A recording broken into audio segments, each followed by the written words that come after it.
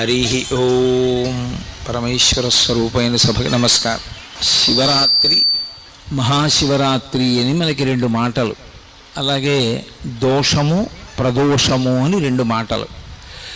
దోషము అన్న మాటకి అర్థం సాధారణంగా తప్పు అన్న భావనలో వాడుతుంటాం. ఆయన దోషం చేశాడండి, ఆయన పట్ల ఈయన దోషం చేశాడండి అంటూ ఉంటాం. కానీ సంస్కృత భాషలో దోషము అనేటటువంటి మాటకి కేవలము ఏదో తప్పు చేయుట అన్న అర్థం ఒక్కటే కాదు.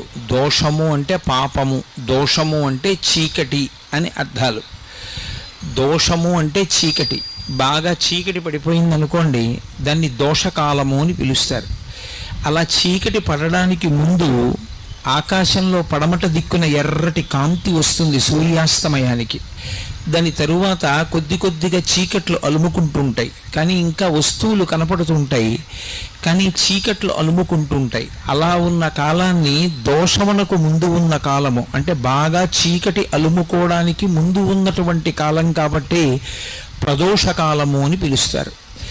ఈ ప్రదోషకాలమునకు ప్రత్యేకించి ఒక ప్రతిపత్తి ఉంటుంది. ఆ కాలము శివస్వరూపమై ఉంటుంది. శివస్వరూపమైనటువంటి కాలము అన్న మాటకు అర్థం ఏమిటంటే, ఆ ప్రదోష వేళలో పరమశివుడు ఈ భూమండలాన్నంతటినీ చూస్తూ నందివాహనారూఢుడై ఆకాశ మార్గంలో వెడతాడు. ఆయన వెడుతున్నప్పుడు ఆయనతో పాటు ప్రమదగణాలన్నీ కూడా వెడతాయి. ఆయన ఆకాశమునందు సంచరించి కైలాస పర్వతం మీద దిగి అక్కడ ప్రదోష తాండవం చేస్తాడు ఆయన. అందుకే దేవతలందరూ కూడా ప్రదోష వేళలో శివాలయాన్ని చేరుకుంటారు. అందుకే ప్రదోష వేళలో ఇక ఏ దేవతా దర్శనం చెయ్యవలసిన అవసరం ఉండదు. ప్రదోష వేళలో ఒక్క శివాలయంలోకి వెళ్ళినట్లయితే అందరు దేవతల యొక్క దర్శనము శివాలయంలోనే అవుతుంది. ప్రదోష వేళలో శివాలయం వినా దర్శించడానికి అర్హత కలిగినటువంటి ఆలయం ఒక్క నరసింహస్వామి ఆలయం. విష్ణు స్వరూపంలో నరసింహస్వామి ఆలయాన్ని కూడా ప్రదోష వేళలో దర్శనం చెయ్యొచ్చు. ప్రదోష వేళ కేవలము శివస్వరూపం.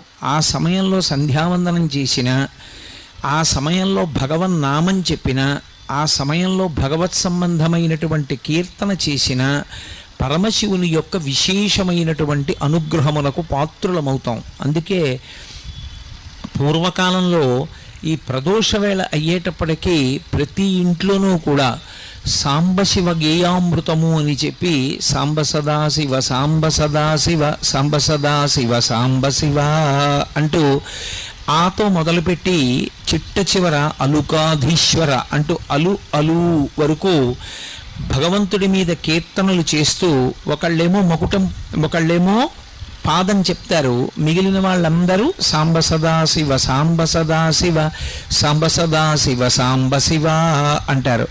సా అంబ శివ అంటే పార్వతీదేవితో కలిసి ఉన్నటువంటి పరమశివుని మేము స్మరిస్తున్నాం. శివస్మరణము అంత గొప్పది, శివభక్తి అంత గొప్పది. అందుకని ప్రదోష వేళ తనంత తానుగా శివపూజకి సంబంధించినటువంటి కాలమై ఉంటుంది.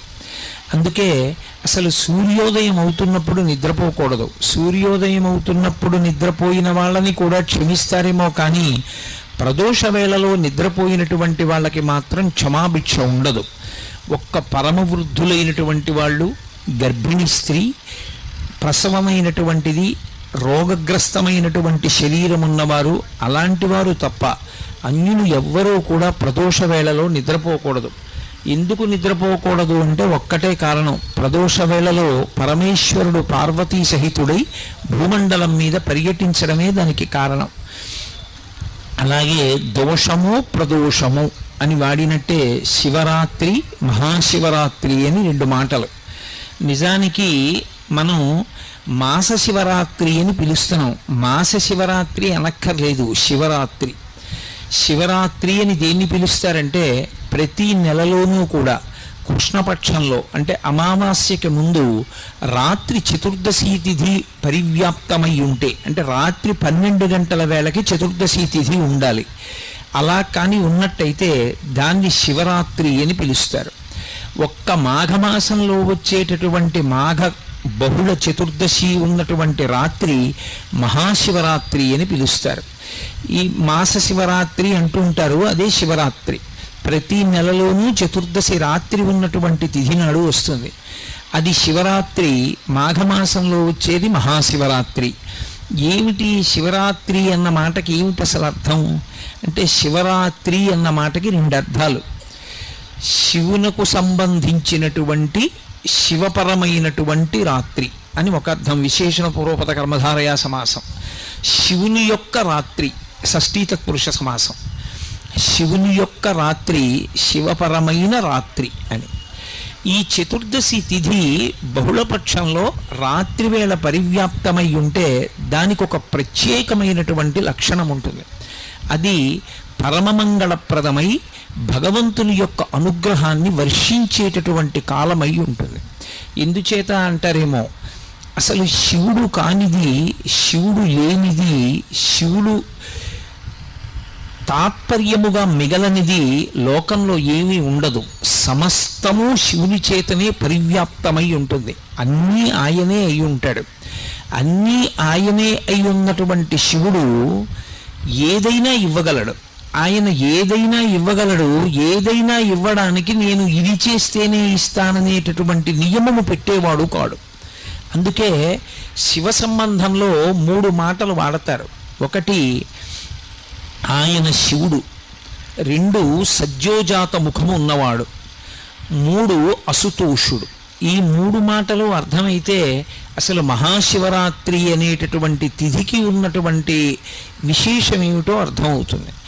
ఆయన శివుడు.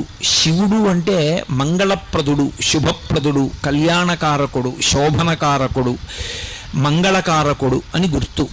ఆయన ఎప్పుడూ భక్తులైనటువంటి వారికి మంచి చెయ్యడం వినా, ఉపకారం చెయ్యడం వినా, అపకారం చెయ్యడం అనేటటువంటిది తెలియని స్వరూపం ఏముంటుందో అటువంటి భగవత్ స్వరూపానికి శివ అని పిలుస్తారు. అందుకే అసలు శివుడు ఎన్నడూ ఇబ్బంది పెట్టడం అనేటటువంటి మాట లోకంలో ఉండదు. అందుకే మంత్రపుష్పం చెప్పినప్పుడు చెప్తూ ఉంటారు, ఈశాన సర్వ విద్యానాం ఈశ్వర సర్వభూతానాం బ్రహ్మాధిపతి బ్రహ్మణోధిపతి బ్రహ్మా శివోమే అస్తు సదాశివోం అంటారు. సదాశివోం, సదా బ్రహ్మ, సదా విష్ణు. ఆ మాటలు లేవు వేదంలో. సదాశివ అదొక్కటే ఉంది. సదాశివుడు అని పేరు పెట్టుకుంటూ ఉంటారు. ఆయన పేరు సదాశివరావు గారండి అంటుంటారు. సదాశివ అంటే సదా అంటే ఎల్లప్పుడూ ఆయన శివుడు. శివుడు అంటే మంగళప్రదుడు. ఎల్లప్పుడూ అంటే ఆయన అసలు కోపం పెట్టుకోవడం అనేటటువంటి మాట కానీ, బాధ పెట్టడం అన్న మాట కానీ తెలియని వాడెవరైనా ఉంటే లోకంలో అది శివుడు ఒక్కడే. ఆయనకి అసలు బాధ పెట్టడం అనేటటువంటి మాట ఆయన యొక్క చరిత్రలో, ఆయన యొక్క జీవితంలో, ఆయన యొక్క అనుగ్రహ ప్రధాన విశేషమునందు ఎక్కడా కనపడదు. ఎంత దోషభూయిష్టమైనటువంటి జీవితం ఉన్నవాడైనా సరే ఒక్కసారి వెళ్ళి శివ అని పిలిచినంత మాత్రం చేత ఆయన వెంటనే అనుగ్రహిస్తాడు. అలా అనుగ్రహించగలిగినటువంటి ఉదారమైన హృదయం ఉన్నవాడు లోకమునకు తండ్రి కనుక జగత పితరౌ వందే పార్వతీ పరమేశ్వరౌ అంటాడు కాళిదాస మహాకవి. పార్వతీ పరమేశ్వరులు ఈ లోకమునకు తల్లిదండ్రులు. తండ్రి అయిన కారణం చేత ఆయన యొక్క హృదయము ఎల్లవేళలా కూడా కారుణ్యముతో నిండిపోయి ఉంటుంది, దయతో. ఆ దయతో ఉన్న కారణం చేత ఆయన నువ్వు ఈ తప్పు చేశావని చూడడం, వచ్చి క్షమించమని అడిగి భక్తితో నిలబడినంత మాత్రం చేత అనుగ్రహించగలిగినటువంటి పితృహృదయము కలిగినటువంటి వాడు. అలా అనుగ్రహించగలిగినటువంటి స్వరూపమై ఆయన శివుడై ఉంటాడు. శివ అన్న శబ్దానికి అర్థం ఏమిటంటే మంగళప్రదత్వము చేత శివం సుందరం సత్యం. సత్యం శివం సుందరం అని మనం మాట మాట్లాడుతుంటాం ఇప్పుడు. సత్యం అంటే సత్ తీయం సత్యం అంటే ఒకనాడు ఉండి ఒకనాడు లేకుండా పోయేవాడు కాడు. ఆయన ఎప్పుడూ ఉంటాడు.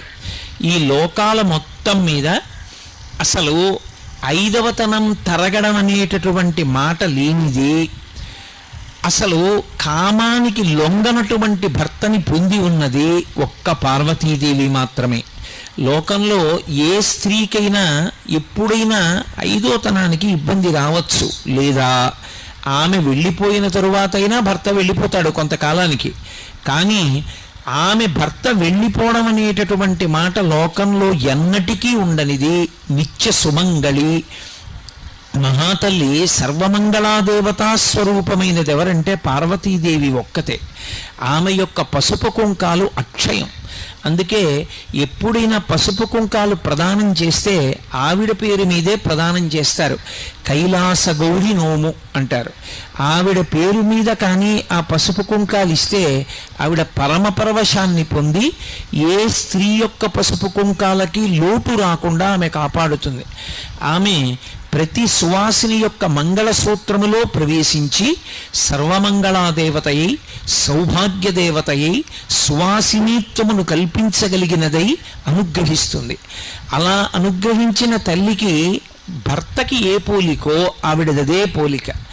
ఆయనని పూజ చేయడం ఎంత తేలికో, ఆయన అనుగ్రహాన్ని పొందడం ఎంత తేలికో, ఆవిడ అనుగ్రహాన్ని పొందడం కూడా అంతే తేలిక. ఒక సువాసిని, ఒక పెళ్ళైనటువంటి స్త్రీ అమ్మవారి అనుగ్రహం పొందడానికి ఏం చెయ్యాలి అని అడిగారు అనుకోండి, ఆమె ప్రత్యేకంగా ఇది చేస్తేనే అమ్మవారి అనుగ్రహం కలుగుతుంది అని ఏం లేదు.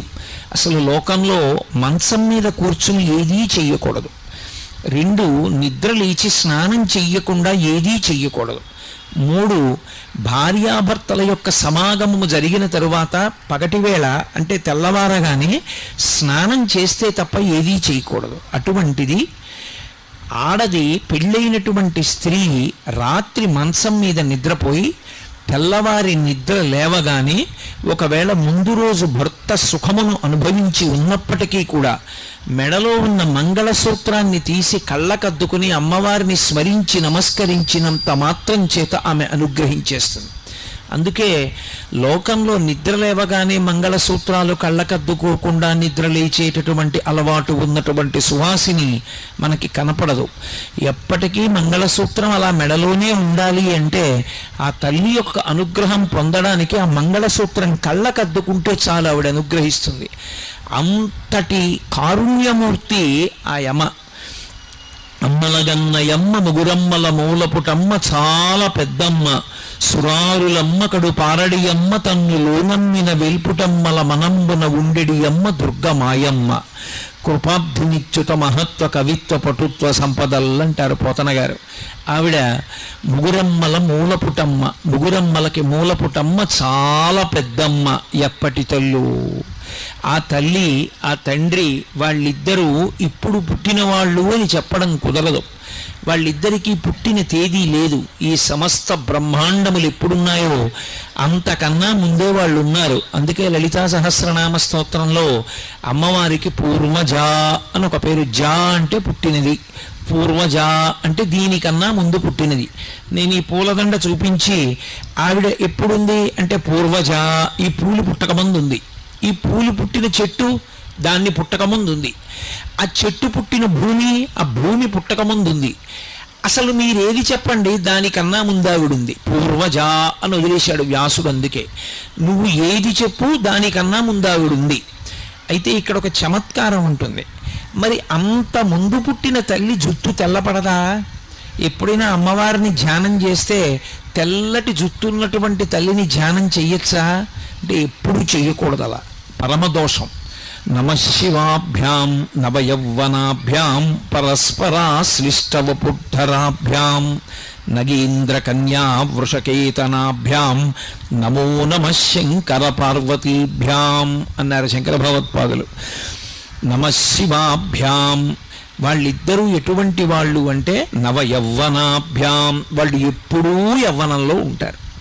యవ్వనంలో ఉంటారు అన్న మాటకు అర్థం ఏమిటి? యవ్వనంలోకి ప్రవేశించిన వ్యక్తి యొక్క జుట్టు నల్లగా ఉంటుంది, బాగా శక్తితో ఉంటాడు. ఆయనకి ఏమీ శక్తి క్షీణించడం, కళ్ళజోడు పెట్టుకోవలసిన అవసరం, జుట్టు తెల్లబడిపోవడం అలాంటివి ఏమి ఉండవు. బాగా బలంగా ఉన్నటువంటి కాలాన్ని యవ్వనం అంటారు. కానీ అందరూ యవ్వనంలోకి ప్రవేశిస్తారు. అందరికీ యవ్వనంలో ఉండాలని కోరుకుంటుంది కూడా. ఎందుకు అంటే ఒంట్లో బలం ఉంటుంది, తన పనులు తాను చేసుకోవచ్చు, 10 మందికి ఉపయోగపడవచ్చు. వృద్ధాప్యం వచ్చేసింది అనుకోండి, తానే వేరొకరి మీద ఆధారపడాలి, తానెవరికి ఏం చేసి పెట్టగలడు. అందుకని ఎవరైనా యవ్వనంలో ఉండాలని కోరుకుంటారు.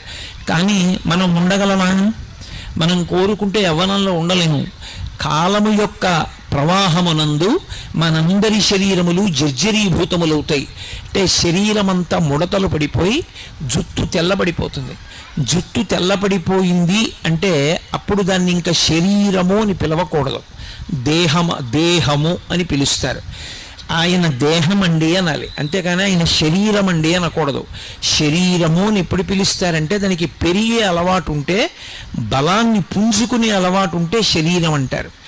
ఇక అది బలాన్ని పుంజుకోవడం మానేసి రోజు రోజుకి కొత్త కొత్త బలహీనతల్ని పొందుతూ అనేకమైన రోగములు పొందుతూ శరీరం మీద ఉన్నటువంటి చర్మం ముడతలు పడిపోతూ ఒక్కొక్క అవయవానికి ఉన్నటువంటి పటుత్వం తగ్గిపోతూ ఉంటే అటువంటి శరీరాన్ని దేహము అని పిలుస్తారు. దేహము అంటే దహ్యమానము అని. అది ఇక కాలిపోవడానికి సిద్ధపడిపోతుంది. ఎక్కడి నుంచి వచ్చిందో అక్కడికి వెళ్ళిపోవడానికి అది ప్రయాణానికి ఏర్పాట్లు చేసుకుంటోంది. అంటే ఎంతకాలం ఉన్నదో అంతకాలము ఇక ఉండదు. ఒక 50 ఏళ్ళు వచ్చేసాయి అనుకోండి, అప్పుడు ఇక అది దేహము. ఎందుకనంటే 50 ఏళ్ళు వచ్చాయి, ఇంకొక 50 ఏళ్ళు ఉంటాడని నమ్మకం ఏమి ఉండదు. ఉన్నా చాలా గొప్ప విషయం అది. కానీ ఇక ఆ పడమట సంధ్య అంటే ఒరిగిపోతున్నాడు, ఇక దహ్యమానం అయిపోతుంది, ఆ శరీరం కాలిపోవడానికి సిద్ధపడిపోతోంది. ఇలా ఎందుకు అయిపోతుంది అంటే మాకురు ధనజన యవ్వన గర్వం హరతి నిమేషకాల సర్వం మాయామయమిదమఖిలం హిత్వా బ్రహ్మపదం త్వం ప్రవిశ విదిత్వా అంటారు శంకర భగవత్పాదులు. కాలము బహు బలవత్తరమైనటువంటి స్వరూపము. ఈ చెయ్యి గుండెల మీద వేసుకుని నేనింత వాణ్ణి నేనంత వాణ్ణి అంటాడు. నేను ఇంత వాణ్ణి అని చెప్పినవాడు కాలమునందే ఎందుకు పనికిమాలినవాడు అయిపోతాడు. నేనింత అధికారిని అంటాడు. కాలమునందు 60 ఏళ్ళు వచ్చాయి, పోయింది పదవి, పలికేవాడు ఉండడు. నేనింత అందగాణ్ణి అంటాడు, అందము శిథిలమైపోతుంది. నేనింత పండితుడిని అంటాడు, జ్ఞాపక శక్తి క్షీణించిపోతుంది. నేనింత బలవంతుడిని అంటాడు, కాళ్ళు చేతులు వణుకుతాయి, కళ్ళు సరిగ్గా కనపడవు, బలం క్షీణించిపోతుంది. నేనింత ఐశ్వర్యవంతుడిని అంటాడు, ఐశ్వర్యం కాలంలో ఒక్క రోజులో తరిగిపోయిన వాళ్ళు ఉన్నారు. కాబట్టి ఇన్నిటినీ తినేయగలిగినది ఏది అంటే కాలం ఒక్కటే. కాలము ఇన్నిటినీ ఏకకాలమునందు తినేస్తూ ఉంటుంది, మనకి తెలియదు అలా తినేస్తుందని. ప్రత్యాయంతి గతాః పునర్న దివసాః కాలో జగద్భక్షకః అంటారు శంకరాచార్యుల వారు. సూర్యోదయ సూర్యాస్తమయాలు అవుతున్నాయి అంటే పరమేశ్వరుడు ఆ సూర్యోదయ సూర్యాస్తమయాలన్న రూపంలో తినేస్తున్నాడు, ఈ జగత్తునంతటినీ కూడా భక్షిస్తూ ఉంటాడు. శరీరముల యొక్క ఆయుర్దాయము క్షీణించిపోతోంది. ఇవాళ పొద్దున్న, ఇవాళ సాయంకాలం, నా జీవితంలో 12 గంటల కాలం అయిపోయిందా లేదా? అయిపోయింది. అయిపోయిన కాలం ఇక తిరిగి రాదు. కాబట్టి అన్నిటినీ ఏది తింటుంది అంటే కాలం తినేస్తుంది. కాబట్టి మనందరి యొక్క శరీరములు బలహీనపడతాయి, మనందరి జుట్టు తెల్లబడుతుంది. అందుకే మనం యవ్వనంలో ఉండేవాళ్ళం కాము. యవ్వనంలో ఉన్నప్పుడు సార్థక్యం పొంది కష్టపడి శాస్త్రం చదువుకున్నవాడు, భగవద్భక్తిని అలవాటు చేసుకున్నవాడు ఆ సమయంలో చదువుకున్నదేదో అదే స్ఫురణలో ఉంటుంది. ఆ తర్వాత చదువుకున్నది సరిగ్గా జ్ఞాపకంలో ఉండదు, చెదిరిపోతూ ఉంటుంది. కానీ పరమేశ్వరుడికి అలా యవ్వనం పోవడం ఉండదు, ఎప్పుడూ యవ్వనంలో ఉంటాడు. అంటే ఆ మాటకు అర్థం ఏమిటి? ఆయన ఏదో పిటపిటలాడుతూ ఉంటాడు అని కాదు దాని అర్థం. ఆయన కాలమునకు లొంగేవాడు కాడు. ఆయన కూడా కాలమునకు లొంగిపోయి కాలములో ఆయన కూడా వృద్ధుడైపోయి ఆయనకి బలం తగ్గిపోయి అలా ఉండదు. ఆయన కాలమును శాసిస్తాడు. మనందరం కాలమునకు వశపడిపోతే కాలమునకు వశపడని ప్రాణి అన్నది ఒక్కటి కూడా ఈ ప్రపంచమునందు ఉండదు. సమస్త ప్రాణులు ఎంత గొప్పవాళ్ళమని చెప్పిన వాళ్ళైనా సరే చిట్ట చివరికి దేనికి వశపడిపోతారు అంటే ఆఖరణ కాలమునకు వశపడిపోతారు. ఆ కాలమునకు వశపడిపోయి అంత దీనమైనటువంటి స్థితిలో శరీరాన్ని విడిచిపెట్టేస్తారు. అంతకుముందు అబ్బా అనిపించుకున్న వాళ్ళు ఒకసారి కాలమునకు వశపడితే అబ్బబ్బా అనిపించుకుంటాడు. ఒకప్పుడు మహానటి అని పిలిపించుకుంది సావిత్రి. మహాతల్లి ఎన్ని అద్భుతమైనటువంటి పాత్రలు పోషించిందో. అటువంటి ఆవిడ ఒకప్పుడు 505 రోజుల పాటు కోమాలో ఉండిపోయింది. ఆవిడ శరీరం వెళ్ళిపోయేటప్పటికి, ఆవిడ ప్రాణం విడిచిపెట్టేటప్పటికి పుర్రే ఎముకలు తప్ప ఏమీ లేవు. ఆవిడనెవరూ గుర్తుపట్టలేరు. కాలము తినేసింది శరీరాన్ని. అన్ని ప్రాణులు నేను ఎంత గొప్పవాణ్ణని గుండెలు బాదుకున్నవాడైనా చిట్ట చివరికి గెలవలేనిదేది అంటే కాలమును గెలవలేడు. కాలము భయకారకము. బాగా జ్ఞాపకం పెట్టుకోండి నేను చెప్పే విషయం. కాలము భయమునకు హేతువై ఉంటుంది. ఎందుచేత అంటే రోజులు వెళ్ళిపోతున్నాయన్న దగ్గర నుంచి కూడా భయం దేనికి అంటే, ఒకటి ఉన్నది పోతుందేమోనన్న భయం లోకానికి, 2 నేను అనుకున్నది రాదేమోనని భయం, 3 తానుండనేమోనని భయం. 3 భయముల చేత ఎప్పుడూ వశుడై ఉంటాడు. ఈ 3 భయములు ఎందుకు ఏర్పడతాయి అంటే, మన శరీరమునందు 3 లక్షణములు ఉంటాయి. కార్మిక మలము, మాయిక మలము, ఆణవ మలము అని 3 మలములు ఉంటాయి. ఈ శరీరం అంతా మలసంఘాతము అంటుంది వేదాంతం. మలము అంటే మనం తెల్లవారుజామున పొద్దున్నే విసర్జించేటటువంటి మలం ఎటువంటిదో, ఈ శరీరం అంతా కూడా మలముతో కూడి ఉంటుంది. దీన్ని 3 రకములైన మలముల చేత తయారు చేయబడుతుంది ఈ శరీరం. ఆణవ మలము అంటారు. ఆణవ మలము అంటే పంచభూతములలో ఉండేటటువంటి అణువులు తీసి ఈశ్వరుడు దీన్ని తయారు చేస్తాడు. ఇందులో కొంత పృథివిని పెడతాడు. పృథివీ అంటే మట్టి. ఎంత స్నానం చెయ్యండి, కొద్దిగా నీటి చుక్క వేసి ఇలా అంటే అందులోంచి మట్టి వస్తుంది. ఈ శరీరంలో మట్టి ఉంటుంది. ఎముకలన్నీ సున్నం. సున్నం అంటే మట్టే. ఎముకలు సున్నంతో తయారు చేయబడతాయి. అందుకే ఎముకలకి బలహీనత వస్తే కాల్షియం ట్యాబ్లెట్లు ఇస్తారు. కాల్షియం అంటే సున్నం. కాబట్టి ఇది మట్టి ఉంటుంది ఇందులో. ఆణవ మలము, పృథివిలో ఉన్న మట్టి ఇందులో కలుస్తుంది. అలాగే జలము, బయట ఉన్నటువంటి నీరు ఇందులో కూడా కొంత ఉండాలి. ఇందులో నీరు పూర్తిగా అయిపోయిందనుకోండి, పడిపోతుంది శరీరం. డీహైడ్రేషన్ వచ్చిందంటారు. లోపల నీరు నిలబడకపోతే శరీరం పడిపోతుంది. వాయువు, బయట గాలి ఎలా ఉంటుందో అలా ఇది కూడా గాలి పుచ్చుకోవాలి, గాలి వదిలిపెట్టాలి. గాలి పుచ్చుకోకపోయినా, గాలి వదిలిపెట్టకపోయినా వెళ్ళిపోయాడంటారు. అలాగే అగ్ని, బయట వేడిగా ఉంటుంది, ఇందులో కూడా ఎప్పుడు ఒకే వేడి ఉండాలి. అంతకన్నా తక్కువ వస్తే చెమటలు పట్టేస్తుంది, అంతకన్నా ఎక్కువైపోతే జ్వరం వస్తుంది. ఒకే వేడి ఉండాలి, ఇందులో అగ్ని ఉండాలి. పృథివీ, ఆపస్, తేజో, వాయు, ఆకాశము. ఆకాశము అంటే ఇందులో ఎక్కడెక్కడ ఎంతంత ఖాళీ ఉండాలో అంతంత ఖాళీలు ఉండాలి. తేలిగ్గా అర్థం అవ్వాలంటే పరమేశ్వరుడు యొక్క నిర్మాణము అంత అద్భుతంగా ఉంటుంది ఈ శరీరంలో. ఈ ముక్కుకుండేటటువంటి 2 కన్నాలు మూసుకున్నాయనుకోండి పడిశం పట్టి, ఎంత వ్యధపడతాడు ప్రాణి గాలి పీల్చుకోవడానికి, నోటితో పీల్చుకోవడానికి. అలాగే నోటికి కంఠంలో ఉండేటటువంటి కన్నం మూసుకుందనుకోండి ఏ కారణానికైనా, ఇక అన్నం తినలేడు. ముక్కులోంచి గొట్టాలు పెట్టి ద్రవ పదార్థం కడుపులోకి పంపించాలి. ఎక్కడెక్కడ ఎంత ఖాళీ ఉండాలో అంత ఖాళీ ఉండాలి. రక్తనాళాలలో రక్తం ప్రసరించడానికి ఎప్పుడూ ఖాళీ ఉండాలి. అది కొవ్వుతో మూసుకుందనుకోండి పక్షవాతం వస్తుంది. ఎంత ఖాళీ ఉండాలో అంత ఖాళీ లోపల ఉంచాలి. అందుకని ఆకాశము. ఇప్పుడు ఒక శరీరము తయారైంది అంటే అది కుక్క, పందె, నల్లె, పిల్ల, మనిష, ఎలుక వదిలిపెట్టండి, అందులో ఈ 5 భూతముల యొక్క అణువులు ఉంటాయి.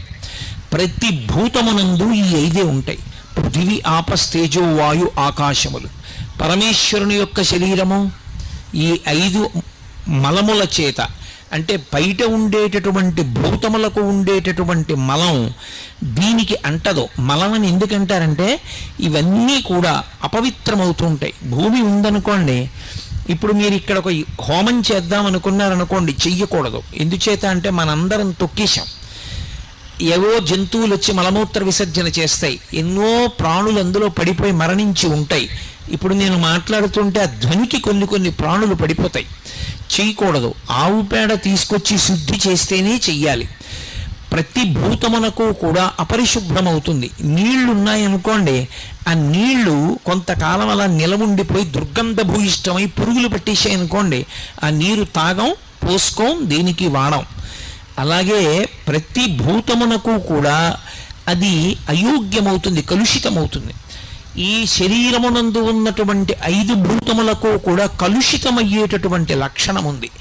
మలము నుండి మలమే వస్తుంది, మలము నుండి కొత్త విషయం రాదు. అందుకే కాసేపు మాట్లాడకుండా కూర్చున్నాను అనుకోండి, ఒక్క 2 గంటలు నోరు దుర్వాసన వస్తుంది, పాచి పడుతుంది లోపల. ఒక్కరోజు పడుకుని నిద్ర లేచాననుకోండి, చెవిలో గులిమి పడుతుంది, ముక్కులో చీమిడి పడుతుంది, శరీరం అంతా చెమట పడుతుంది. అంటే మలమును విడిచిపెడుతూ ఉంటుంది. కానీ పరమేశ్వరుని యొక్క శరీరము అలా తయారు చేయబడదు. దానికి ఆనవ మలం ఉండదు. అంటే భగవంతుని యొక్క శరీరమును తయారు చేసినప్పుడు, తయారు చేయడానికి ఒకడు తయారు చేసిన వాడు ఉంటాడా? ఆయన స్వయంభూ. అటువంటి పరమశివుని యొక్క శరీరము ఈ 5 మలముల చేత తయారు కాదు. అది అప్రాకృత శరీరం తం అతిమన్మథరూపిణం ఘృతరీతి ఘనీభూతం సచ్చిదానంద విగ్రహం అంటాడు లింగ పురాణంలో వ్యాస భగవానుడు. అప్రాకృత శరీరం తం, అది ప్రాకృత శరీరము కాదు, మనలా ఉండదు. పేరుకున్న నెయ్యి ఎలా ఉంటుందో అలా ఉంటుంది. నెయ్యి పేరుకోలేదనుకోండి, దానికి ఏమిటి రూపం అని అడిగారనుకోండి, ఏమిటి రూపం? దానికి ఏం రూపం ఉండదు. తీసుకెళ్ళి ఓ చిన్న గిన్నెలో పోసాను అనుకోండి, గిన్నె రూపాన్ని పొందుతుంది. తీసుకెళ్ళి నేను ఓ గరిటలో పోసాను అనుకోండి, గరిటె రూపాన్ని పొందుతుంది. ఓ చెంచాలో పట్టుకున్నాను అనుకోండి, చెంచా రూపాన్ని పొందుతుంది. నా చేతిలో పోసుకున్నాను అనుకోండి, నా చెయ్యి పట్టినంత దొప్ప రూపాన్ని పొందుతుంది. అసలు దానికి రూపం ఏమి ఉండదు.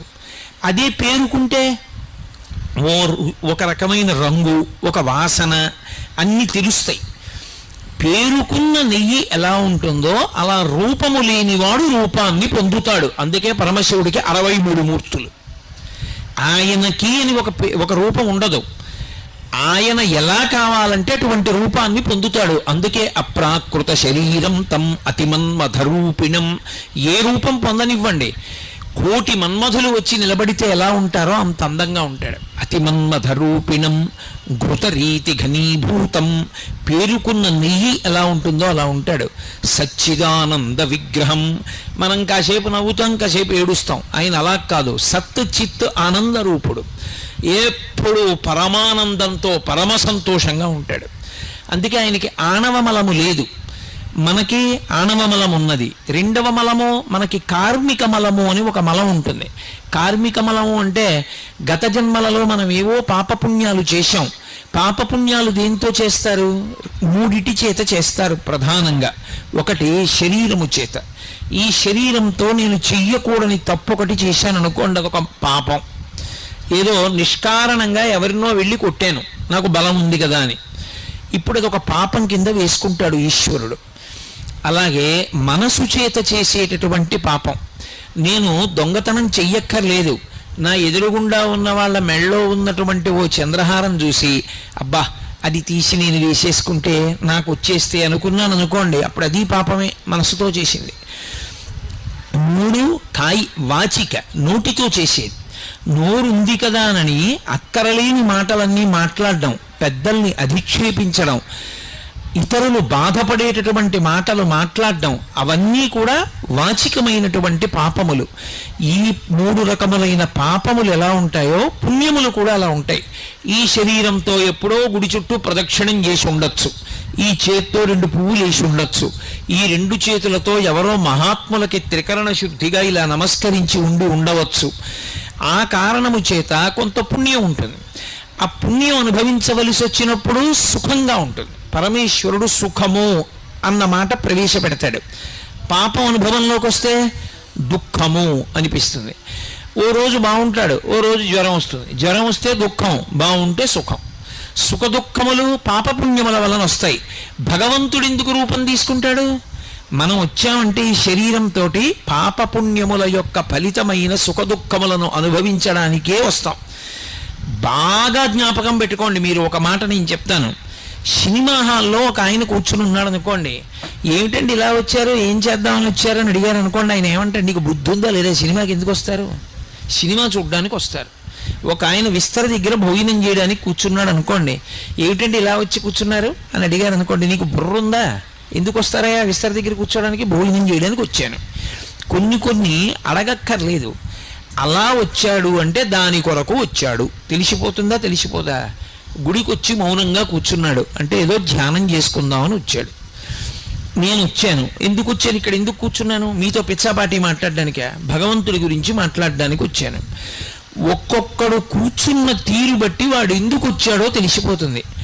మనుష్యుడు మానవ శరీరంతో మనం వచ్చామనుకోండి, దానికి 3 లక్షణాలు ఉన్నాయి అని గుర్తు. మనువు యొక్క సంతతిగా మనం వచ్చాం. మనందరికీ మొదటివాడెవరంటే మనువు.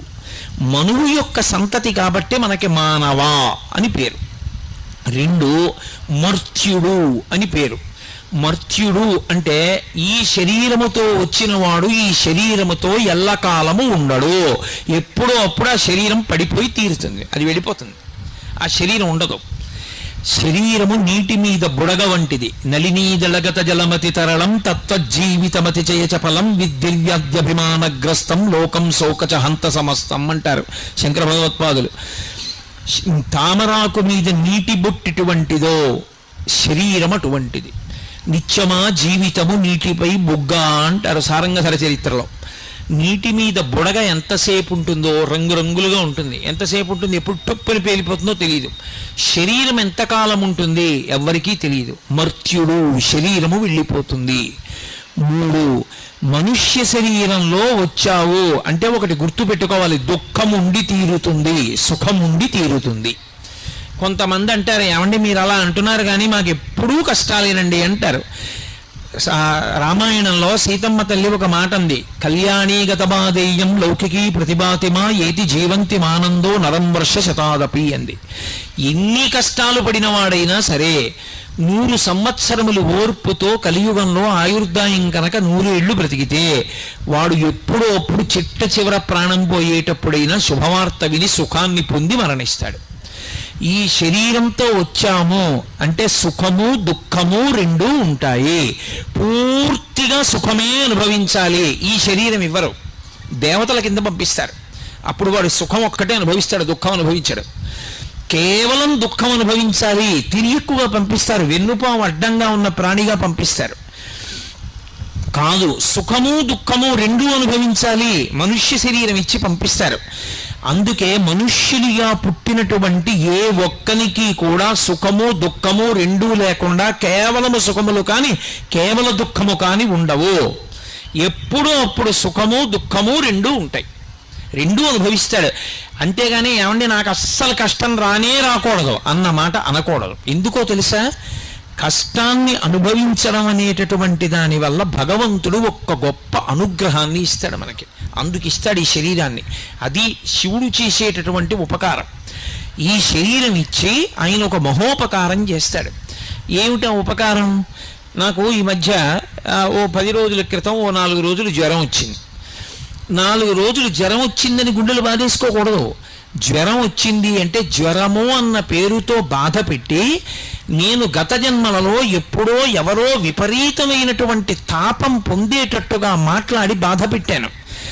ఆ పెట్టినటువంటి బాధని పాపాన్ని ఇవాళ జ్వరం రూపంలో ఈశ్వరుడు తీసేశాడు.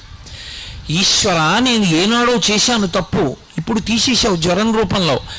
4 రోజులు జ్వరం అనుభవించడం ఇంత కష్టమైతే ఇంకొకటి మనసు బాధపడేటట్టు నేను మాట్లాడకుండా నన్ను అనుగ్రహించు, నా మాట అదుపులో ఉండేటట్టు నన్ను రక్షించు అని నేను చెప్పుకోవాలి. అంతేగాని జ్వరం వచ్చిందండి అని గుడ్డలు బాధేసుకోక్కర్లేదు. అదే అంటుంది భారతంలో కుంతీదేవి, కష్టం రాకుండా ఎవడూ ఉండడు, వచ్చిన కష్టాన్ని పరమేశ్వరుడు యొక్క ప్రసాదమన్న బుద్ధితో అనుభవించడం నేర్చుకోగలగాలి. ఈశ్వరుడి పాదాలు విడిచిపెట్టేస్తే ఏమొస్తుంది? ఈశ్వర, ఎప్పుడో తప్పు చేశాను, మీరు కష్టం ఇచ్చారు, కానీ ఓర్చుకోలేను తండ్రి, ఇప్పుడు బుద్ధి వచ్చింది, ఇంత కష్టపెట్టకండి అంటే నమశివాభ్యాం అశుభాపహాభ్యాం, అంత కష్టపెట్టంలేరా, తక్కువ కష్టంతో తీసేస్తాను ఈ పాపం అని పాము కరవవలసిన వాడిని చీమ చేత కరిపించి తీసేస్తాడు ఆయన. కాబట్టి భగవంతుని యందు భక్తి ఎన్నడూ విడిచిపెట్టకూడదు. అలా విడిచిపెట్టకుండా నిలబడగలిగిన వాడెవడో వాడి భక్తి పండినటువంటి భక్తి. అందుకు ధూర్జటి చెప్పుకున్నాడు కాళహస్తీశ్వరలింగం దగ్గరికి వెళ్ళి, నేను సేవింపగ నాపదల్పడమని నిత్యోత్సవం బబ్బని జనమాతృండనని సంసార మోహంబు పైగొనని గ్రహగతులు కుందింపని మేలు వచ్చిన రాణి అవి నాకు భూషణములే శ్రీకాళహస్తీశ్వర అన్నాడు. లోకుల్నంగని మెచ్చని అలుగని లోలోన నిందించని చీకాకున్బడని మహాత్ముడనని జైలొగ్గని మూకీభావమునం తిట్టని త్రోయని నీ కారుణ్యము కలిగి ఉండినను అంతే చాలునో శంకర. లోకాలు మెచ్చుకొని తిట్టని, మహాత్ముడనని నమస్కారాలు పెట్టని, చీ దుర్మార్గుడనని రాళ్ళు పెట్టి కొట్టని బాధ లేదు. నీ అనుగ్రహం పోకుండా ఉంటే చాలు, నీ యందు భక్తి ఉంటే చాలు శంకర, నాకు అది చాలు అన్నాడు. కాబట్టి మనందరం గత జన్మలలో చేసుకున్నటువంటి పాపపుణ్యముల యొక్క ఫలితాన్ని సుఖదుఖాలుగా అనుభవించడానికి జన్మలోకి వచ్చాం. పరమేశ్వరుడు తేతలిలో శివలింగ రూపంలో వెలిశాడు. ఆయన కూడా ఏమైనా పాపపుణ్యాలు అనుభవించడానికి వచ్చాడా?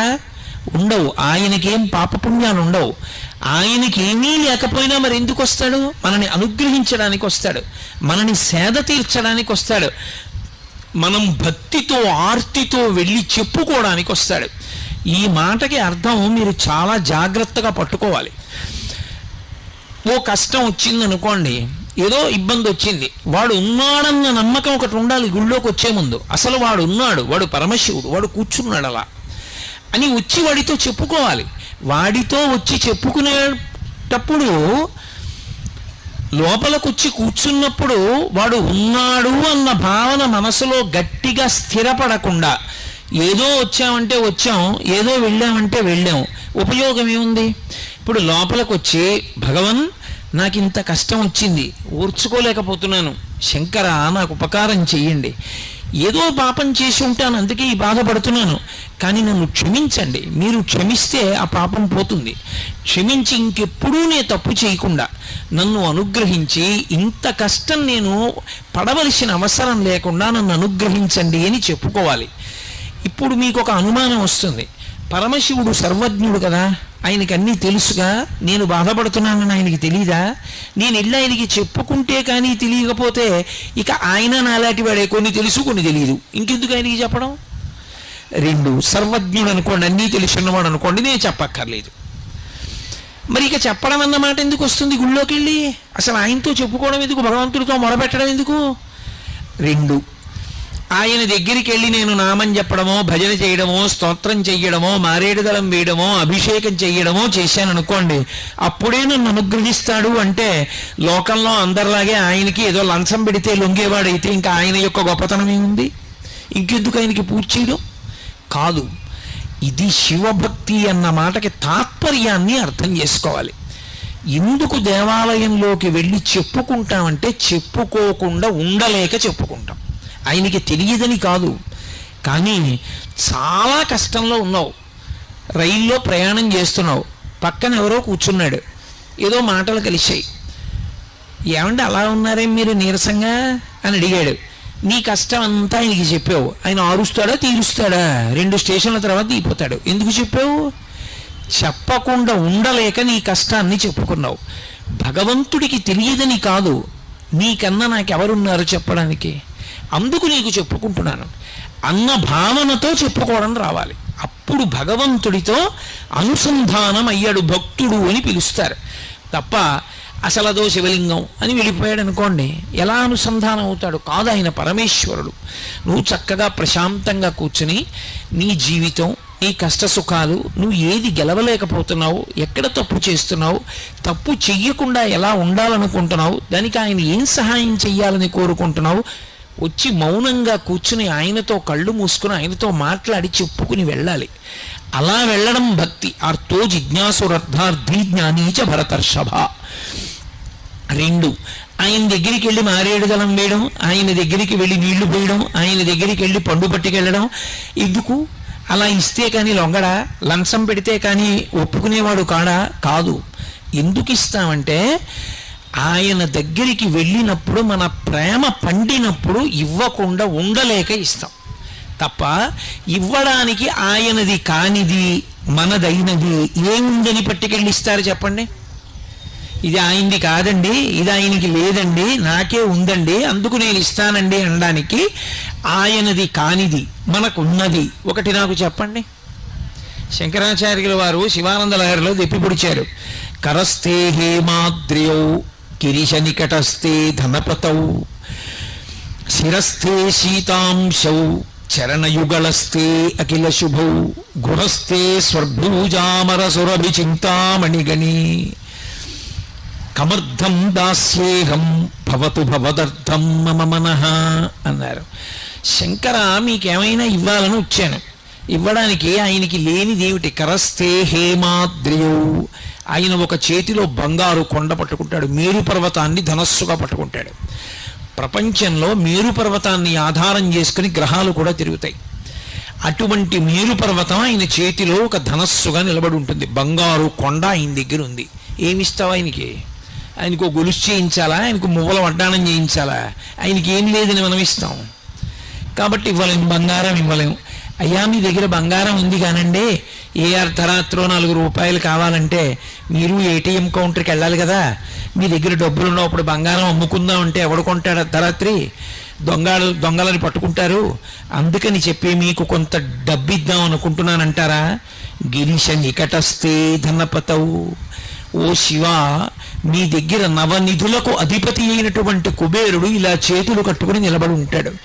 ఎప్పుడైనా శివుడికి ఏదైనా నేను చేయగలనా అని అప్పటి నుంచి ఇప్పటి వరకు అలాగే నించుని ఉన్నాడు.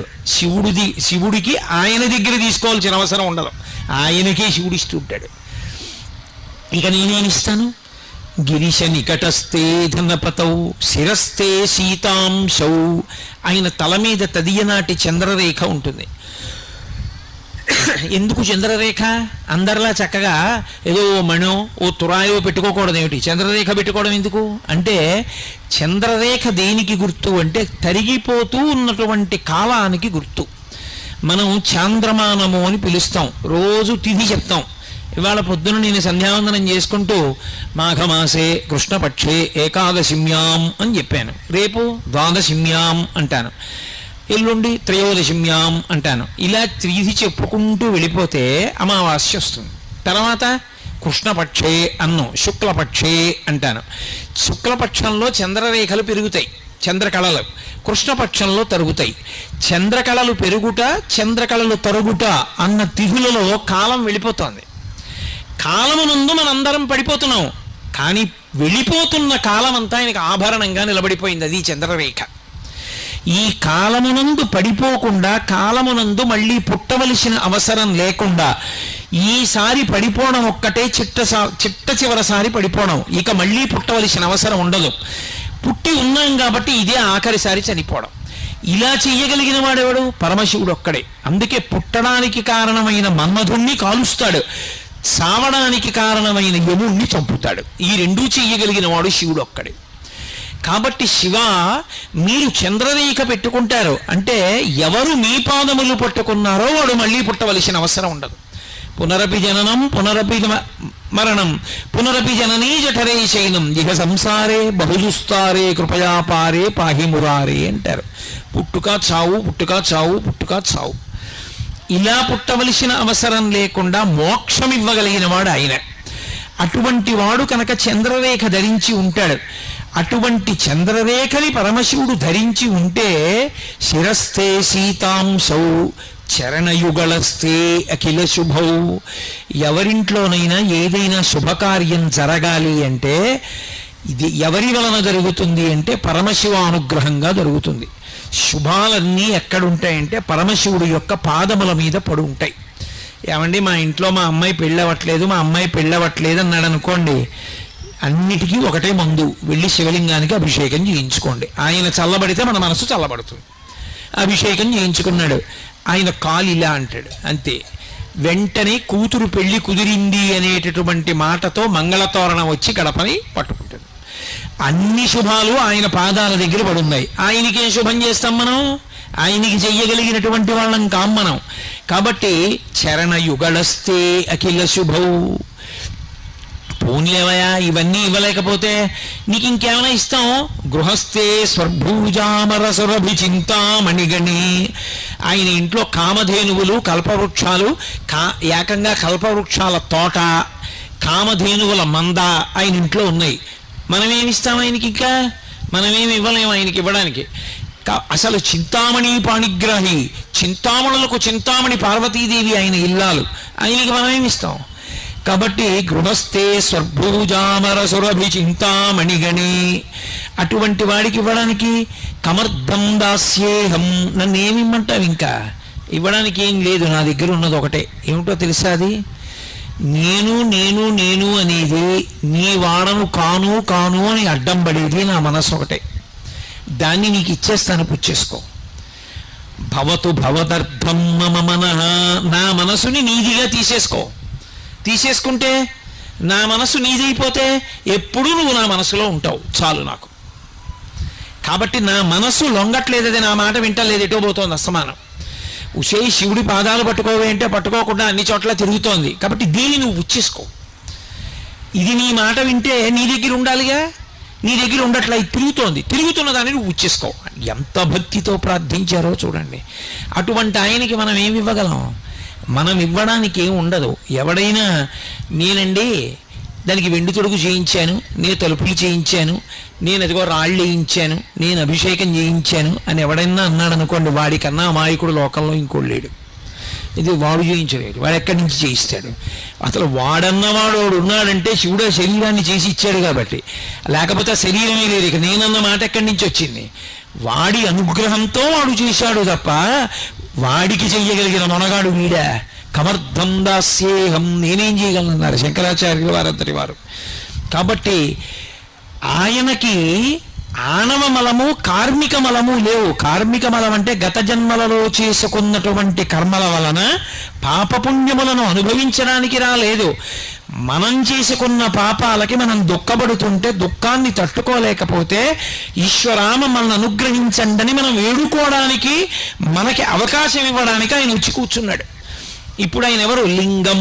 లింగం అంటే అది గుర్తు, అంతటా నిండిపోయిన వాడికి గుర్తు. లింగము అంటే గుర్తు, అంతటా నిండిపోయిన పదార్థానికి గుర్తే పరమశివుడు, అదే శివలింగం. ఇప్పుడు ఆ లింగం చల్లబడింది అనుకోండి, అభిషేకం అలా జరుగుతూనే ఉంటుంది, ధారాపాత్రలోంచి నీళ్లు పడుతూనే ఉంటాయి. చల్లబడింది అనుకోండి, అలా చల్లబడితే మన మనసులన్నీ చల్లబడతాయి. అందుకే లోకమంతా బాగుండాలి, లోక కళ్యాణార్థం అభిషేకం. కూతురికి పెళ్ళవ్వాలి, అభిషేకం. కొడుక్కి ఉద్యోగం రావాలి, అభిషేకం. నా ఆరోగ్యం బాగుండాలి, అభిషేకం. ఏమిటో ఇంట్లో పశువులు చచ్చిపోతున్నాయి, ఏదో తెగులొచ్చి, అభిషేకం. పంట పండుతోంది, చేతికి రావట్లేదు, ప్రకృతి విపత్తులు వస్తున్నాయి, అభిషేకం. వర్షాలు పట్టలేదు, అభిషేకం. శ్రీకాళహస్తిలో మృత్యుంజయలింగం అని ఉంటుంది, దక్షిణామూర్తి ఎదురుగుండా. దానికి గోడలు పూర్తిగా ఉండవు, సగం వరకే ఉంటాయి గోడలు. శివలింగం కనపడుతూ ఉంటుంది, తలుపు ఉంటుంది. ఎక్కడ వానలు పడలేదనుకోండి, సువర్ణముఖరి నదిలో నీళ్లు ప్రవహించకపోతే ఏం చేస్తారంటే ఆ తలుపు మూసేస్తారు, గోడ కట్టేస్తారు. కట్టేసి ఆ గోడలు పైకి పెంచేస్తారు, ఆ పైకప్పు దగ్గరికంటా పెంచుతారు. పెంచి అర్చకులు గోడెక్కి కూర్చుంటారు. కూర్చుని సువర్ణముఖరి నదిలో ఉండేటటువంటి జలాల్ని కొత్త కుండలతో తెప్పించి రుద్రం అందరూ కూర్చుని చెప్తూ అభిషేకం చేసేస్తారు. చేసేస్తే ఆ నీళ్లలో శివలింగం మునిగిపోయే వరకు చేస్తారు. శివలింగం చివరి భాగం నీటిలో మునగగానే ఆకాశం అంతా నల్లటి మబ్బులు వచ్చి మెరుపులు మెరిసి వర్షం పడిపోతుంది. ఎన్ని మాటలో జరిగింది శ్రీకాళహస్తిలో. మీరు ఇప్పటికీ శ్రీకాళహస్తి ఎడితే ఆ శివలింగం, దక్షిణామూర్తి ఎదురుగున్నా ఉన్న శివలింగానికి వర్షాలు పడకపోతే అభిషేకం చేస్తారని చెప్పారు కోటేశ్వరారు. ఏదా శివలింగం అంటే చూపిస్తారు. కాబట్టి వర్షాలు పడలేదు, శివలింగానికి అభిషేకం. లోకంలో అన్నం దొరకట్లేదు, పరమశివుడికి అన్నాభిషేకం. ఏది జరగకపోయినా ఆయన చల్లబడితే మనం చల్లబడతాం. ఆయన ఎందుకు మరి వేడిగా ఉంటాడు అంటే, మనం ధర్మం పట్టుకోకపోతే, మనం తప్పుడు మార్గంలో తిరుగుతుంటే, వేదాన్ని వదిలిపెట్టేస్తే, భక్తితో బ్రతకవలసిన వాళ్ళు భక్తితో బ్రతకకుండా కృతజ్ఞతతో బ్రతుకుతుంటే, ఆయన దేవాలయంలో ఒక దీపం కూడా పెట్టకపోతే, ఆయనకి పట్టుకొచ్చి కృతజ్ఞతతో ఇన్నిచ్చిన వాడికి ప్రేమతో మళ్ళీ ఆయనకి ఏమీ ఇవ్వకపోతే ఆయనకి చీకాకు కలుగుతుంది. తండ్రే అయినా తాను కష్టపడి పెంచి పెద్ద చేసినటువంటి కొడుకు, నాన్నగారు లోపలికి వస్తున్నారు అనుకోండి, ఏదో డబ్బు లెక్క పెట్టుకుంటున్నాడు కొడుకు, నాన్నగారు లోపలికి వెళ్ళారు, ఆయన ఏం అడగలేదు, ఏమిట్రా డబ్బు ఎంత ఎక్కడిది అని ఏం అడగలేదు. కానీ చటుక్కున పెట్టిలో పెట్టి తలుపేసి తిరిగి నించున్నాడు అనుకోండి, ఆ తండ్రికి ఎంత బాధేస్తుంది. నేను వీడిని కని పెంచి పెద్ద చేశాను, ఉద్యోగం కూడా VRS పెట్టేశాను, వీడికి ఇంత చదువు చెప్పించాను, ఇల్లు కొనిచ్చాను, ఆ డబ్బు నేను పట్టుకుపోతానా? ఆ డబ్బు నన్ను చూసి చటుక్కున పెట్టిలో పెట్టి తలుపేసుకున్నాడే అని పెద్ద ఆయనకి బాధ కలిగి ఆయన ఏం చేస్తాడంటే, నాన్న ఉందాం అనుకున్నాను కానీ ఏమిటో మన ఊరి మీదకి భ్రాంతి పోయిందిరా, నేను బయలుదేరిపోతున్నానని వెళ్ళిపోతాడు. ఉండడు. నేను అబద్ధం చెప్పాను అనుకుంటున్నారా? కృతజ్ఞతతో, పాపభూయిష్టమైన జీవితంతో, భగవంతుడి పట్ల మర్యాదతో బ్రతకకపోతే ఈ దేశంలో భగవంతుడు నడిచి వెళ్ళిపోయాడు దేవాలయాల్లోంచి. అనేక సంఘటనలు జరిగాయి. కంచి నుంచి కామాక్షి వెళ్ళిపోయింది అలా ఒకప్పుడు. కంచిలోంచి కామాక్షి పరదేవత వెళ్ళిపోయి తంజావూరు వెళ్ళిపోయి తంజావూరులో ఉండిపోయింది స్వర్ణకామాక్షి. అందుకే ఇప్పటికీ తంజావూరు స్వర్ణకామాక్షి దగ్గరికి వెడితే ఆవిడ ఎంతో సంతోషపడుతుంది. వీడొక్కడరా, నేను కంచి విడిచిపెట్టి వచ్చేసానని నా కోసం వీడు వచ్చాడు తంజావూరు అంటుంది. స్వర్ణకామాక్షి వెళ్ళిపోయింది. శ్రీరంగం నుంచి రంగనాథుడు వెళ్ళిపోయాడు ఒకప్పుడు. అలా వెళ్ళిపోతేనే కదా ఇవాళ తిరుమలలో రంగనాయకుల మంటపం ఉంది. అక్కడి నుంచి వచ్చేసిన రంగనాథుడు తిరుమలలో రంగనాయకుల మంటపంలో ఉండిపోయాడు చాలా కాలం. భగవంతుడు కూడా దేవాలయాలు విడిచిపెట్టి వెళ్ళిపోయాడు. నేరెళ్ళమ్మ వెళ్ళిపోయింది తూర్పుగోదావరి జిల్లాలోని, అన్నవరం వెళ్ళిపోయింది రత్నగిరి దగ్గరికి. ఎందుకు వెళ్ళిపోతారు దేవతలంటే గుళ్ళల్లోంచి అసహ్యం కలిగితే వెళ్ళిపోతారు. డబ్బు లెక్క పెట్టుకుంటున్న కొడుకు తండ్రిని చూసి డబ్బు దాచుకుంటే అసహ్యించుకున్న తండ్రి తన ఇంటికి తాను వెళ్ళిపోయినట్టే పరమేశ్వరుడు కూడా ఊరు విడిచిపెట్టి వెళ్ళిపోతాడు. అలా వెళ్ళిపోయాడు అనుకోండి, ఉత్పాతములు సంభవిస్తాయి. అందుకే మేమందరం రోజు నీకు ఉపచారాలు చేయట్లేదు, తప్పులే చేస్తున్నాం. అయినా నువ్వు మా కన్న తండ్రివి. ఏమీ తెలియనటువంటి బిడ్డడు మహాపండితుడైనటువంటి తండ్రిని గుండెల మీద కాళ్లతో తంతాడు. అంత మాత్రం చేత కాలు విరిచేస్తాడా తండ్రి? ముద్దు పెట్టుకుంటాడు. మేమందరం తప్పు చేశాం, తప్పు చెయ్యట్లేదని అనలేదు. అందుకే అభిషేకం చేసేటప్పుడు నమస్తే రుద్రమంజవగుతో ఇషవే నమః, నమస్తే అస్తు ధన్వనే బాహుభ్యాముతే నమః అని, అయ్యా మీ చేతిలో ఉన్న ధనస్సుకి నమస్కారం, అయ్యా మీకున్న కోపానికి నమస్కారం, బిడ్డలం ఆ కోపం విడిచిపెట్టేయండి, ఏదో తెలియక తప్పు చేశాం, మమ్మల్ని మన్నించండి. చాలామంది తెలియక ఒక మాట చెప్తుంటారు, రుద్రుడు అంటే రౌద్రమున్నవాడు, కోపంతో ఉంటాడు ఆయన అంటుంటారు. పరమ తప్పు. రుద్రుడు అంటే కోపంతో ఉన్నవాడని కాదు అర్థం. రుత్ అంటే వేదం, వేదము చెప్పినటువంటి ధర్మముతో బతకాలనేటటువంటి అనుగ్రహమును కల్పించేవాడెవరో ఆయన శివుడు, ఆయన రుద్రుడు. ఈ మాట కొంచెం జాగ్రత్తగా పట్టుకోవాలి. ఆయనకి పశుపతి అని ఒక పేరు. పశుపతి అంటే పశువులకు పతి. ఎవరు పశువులు? మనందరం పశువులమే, మీరేమనుకోకండి. మనందరం పశువులం. ఎందుకని? పశువు అంటే 3 మాటలు ఉంటాయి. ఒకటి రాట ఉంటుంది, 2 తాడు ఉంటుంది, దానితో కట్టబడేటటువంటి జంతువు ఉంటుంది. ఈ 3 ఉంటే పశువు. మనకి కూడా 3 ఉంటాయి. ఏమిటి? రాట జన్మ, పుట్టడం రాట, పాశములు కర్మపాశములు. మనం అనేకమైనటువంటి రజోగుణ తమోగుణ ప్రవృత్తులతో తిరగడమే పశుత్వం. ఇప్పుడు కర్మపాశముల చేత జన్మ అనేటటువంటి స్తంభానికి పశువై కట్టబడి ఉంటాడు. ఎప్పుడైతే పశుత్వం పోయిందో పతి ఒకటే మిగులుతుంది. అప్పుడు పశువు ఉండడు, పతి ఉంటుంది. అంటే ఆయనే శివుడైపోతాడు. కట్టు కట్టడానికి, కట్టు విప్పడానికి ఒక మార్గం ఒకటి ఉంటుంది. ఇది మీకు అర్థమయ్యేటట్టు ఎలా చెప్పాలి అని నేను సతమతం అవుతున్నాను. కట్టు కట్టినటువంటి దాన్ని విప్పడానికి కూడా కట్టే వెయ్యాలి. ఎలా వేస్తారంటే, మీకు పల్లెపట్టు గురించి తెలుసు కాబట్టి కొంత తెలుస్తుంది. ఆ రైతు పొలంలోకి వెళ్ళి సాయంకాలం ఇంటికి తిరిగి వచ్చేస్తూ ఇంట్లో ఉండేటటువంటి ఆవుకి పచ్చిగడ్డి మోపు కడతాడు. తాటాకు తీసుకొచ్చి గట్టిగా మోపు కట్టి ఆ తాటాకు చుట్టూ తిప్పి ఇలా తిప్పేసి ముడేసేసి దాన్ని కిందకి దోపేస్తాడు. ఇప్పుడు అట్నుంచి తిరిగి వచ్చాడు, ఆ కట్టు విప్పాలి. ఇప్పుడు ఆ కట్టు విప్పాలనుకోండి, మళ్ళీ అందులోకి వేళ్ళు దూర్పి తాటాకు పైకెత్తి మళ్ళీ వెనక్కి తిప్పక్కర్లేదు. ఓ తాడు తీసుకొచ్చి పచ్చిగడ్డి మోపు కింద నుంచి పెట్టి మోకాలతో నొక్కి తాటితో గట్టిగా ఇలా నొక్కుతాడు. ముడియకుండా దగ్గరగా చేసి ఇలా బిగిస్తాడు. ఇప్పుడు పచ్చిగడ్డి బాగా బిగుసుకుంటే వేసిన కట్టు ఊడిపోతుంది, వదిలిపోతుంది, దాన్ని లాగేస్తారు. ముడేశాడా తాడు? వెయ్యలేదు, తాడిలా అంటాడు. ఇప్పుడు ముడేశాడా? వెయ్యడు. ముడి వేయకుండా కట్టు మీద కట్టులా తాటిని బిగించి ఉన్న కట్టు వదిలిపోయేటట్టు చేస్తాడు. అలా కట్టు ఉన్నంతకాలం కర్మపాశములు పట్టి ఉన్నంతకాలం పశువు. ఆ పాశం పోవాలంటే, కట్టు పోవాలంటే ఆయన పని చేస్తాడు. పైన పెద్ద కట్టుతో నొక్కుతాడు. ఏమిటి ఆ కట్టు అంటే ధర్మం. ఇప్పుడు ఆయన చేస్తాడు, భక్తుడు కూడా. ఏమిటి చేస్తాడంటే ధర్మం కోసమే చేస్తాడు ఏది చేసిన.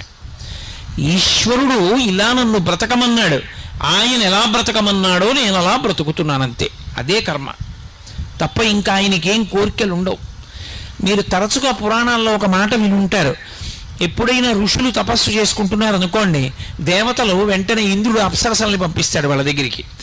ఏదో వసంత ఋతువుని కల్పిస్తాడు, వాళ్ళ దగ్గరికి వసంతుణ్ణి పంపిస్తాడు, మన్మధుణ్ణి పంపిస్తాడు. వాళ్ళ తపస్సు భగ్నం చేసేస్తూ ఉంటాడు. ఎందుకు ఆ పిచ్చి?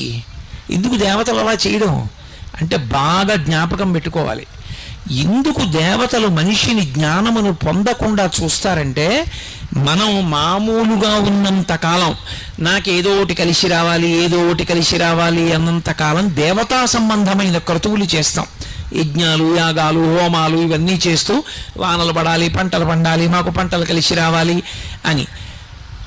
నాకు దేవతల యొక్క అనుగ్రహంతో సంబంధం లేదు, నాకు జ్ఞానము కలగాలి అని ధార్మికమైన జీవనం ఒక్కటే లక్ష్యంగా పెట్టుకున్నాడు అనుకోండి. అప్పుడు ఇక అతను దేవతలకి అన్నం పెట్టడం అంటే ఇక యజ్ఞయాగాదులు చేయడు.